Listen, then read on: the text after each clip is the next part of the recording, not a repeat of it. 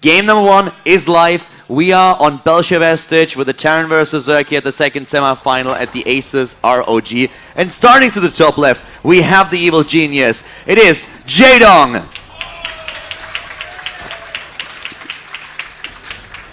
To the bottom right of the map, on the other hand, we have his Terran opponent. Another ASA player wants to go to the finals today. It is Innovation.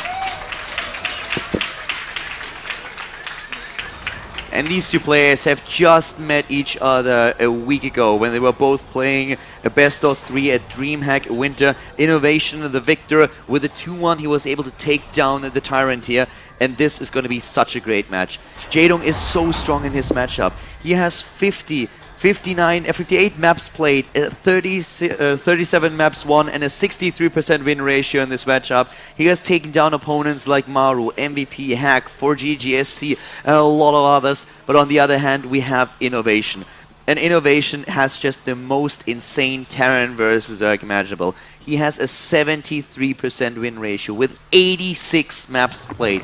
An absolute incredible sample size of match that we have here. One of his toughest opponents is Life, who he lost to, not only at this tournament in the group stage, but also at DreamHack Winter. But Life is already out of the tournament. So now he's only facing Jaedong and then maybe Scarlet if he's successful. It's going to be incredibly tough for Jaedong to take this.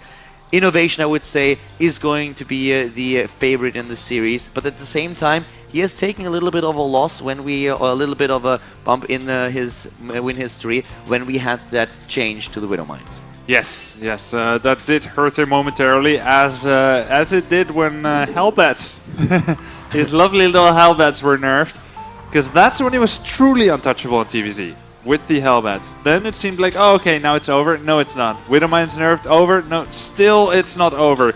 Innovation is, he's here to stay. And he's a cheeky little guy too. Because after he beat Jaedong and I believe JYP at DreamHack Winter, what's up? Yeah, anyway. After he beat those two guys, he tweeted out, EG Easy, on his Twitter. Yeah. What's up? Calder is giving me a little faces. We had a couple of weird moments here a second ago, but yeah. I wasn't able to follow you. He tweeted out EG Easy. Yeah, after beating well, two he has easy to players. prove that. Jaedong is definitely not an easy opponent to face, and that's something that he already realized when he was up against him at DreamHack Winter. Taking an opponent down with the 2-1 is nice, but it's definitely not what I would call easy. And Jaedong, with the recent results that he has, is definitely a very tough opponent to face, especially since, once again, this is the last chance for him to get that first major tournament win, and he might be able to pull it off. But right now we have on the Jaedong side the speed upgrade started. We have the extra queens for him being built. He's already up on 2, so with the third one it will give him a little bit of safety against eventual Hellion harass. He can also then later on switch over to the third base and start with the injects. Also, of course, great for the creep spread here. But it's definitely one of those matches where the first map is already determined a lot of the momentum. Alright, third command center has been made.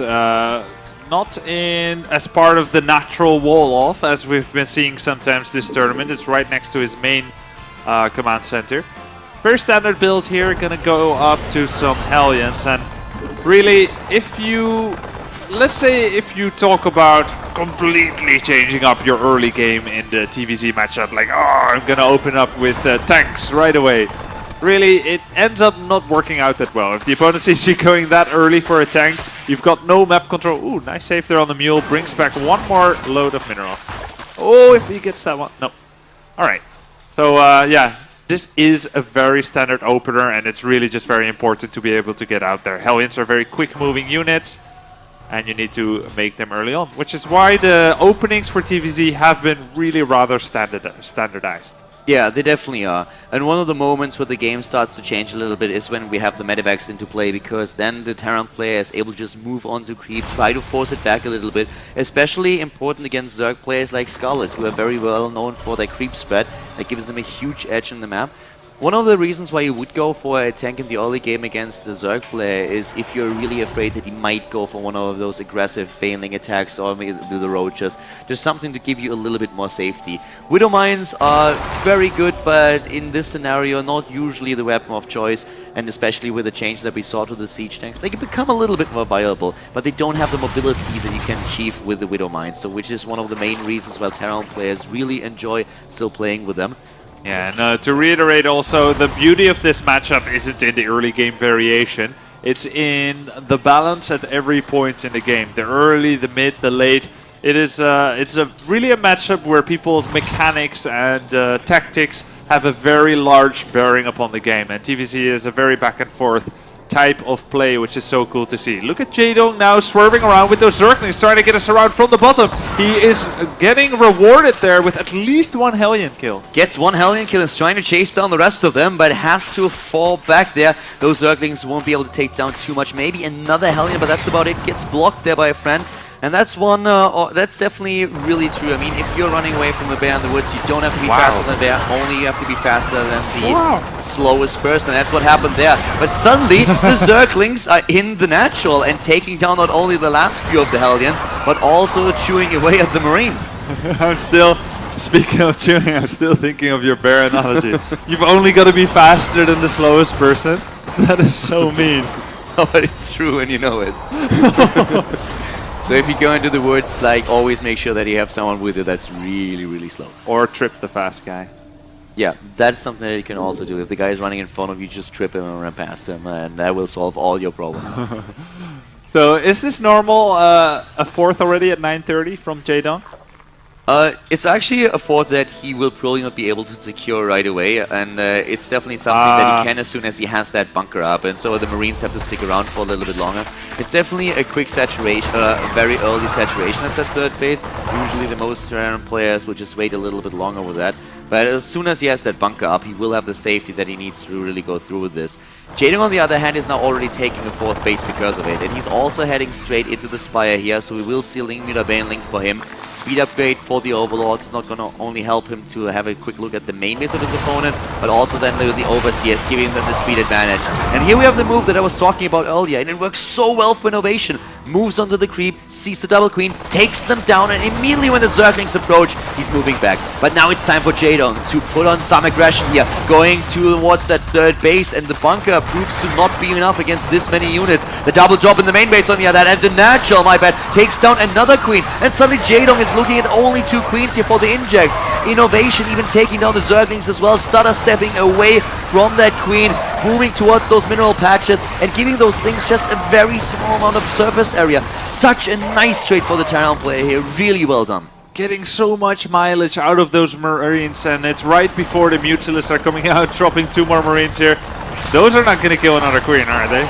Yeah, not this time, but he already got his money's worth with the double drop, that's definitely for sure. Still active in the middle of the map with another set of Marines taking down creep tumors. Exactly what I was talking about earlier. Even a stray Mutalisk here. Wow. These Marines are just so valuable to him, but now the rest of the Mutalisk is already there, so he has to be careful. Those medivacs could go down, but the reinforcements, they are there. And suddenly the fourth base is so exposed, and does Jaedong really have what he needs to fight against this?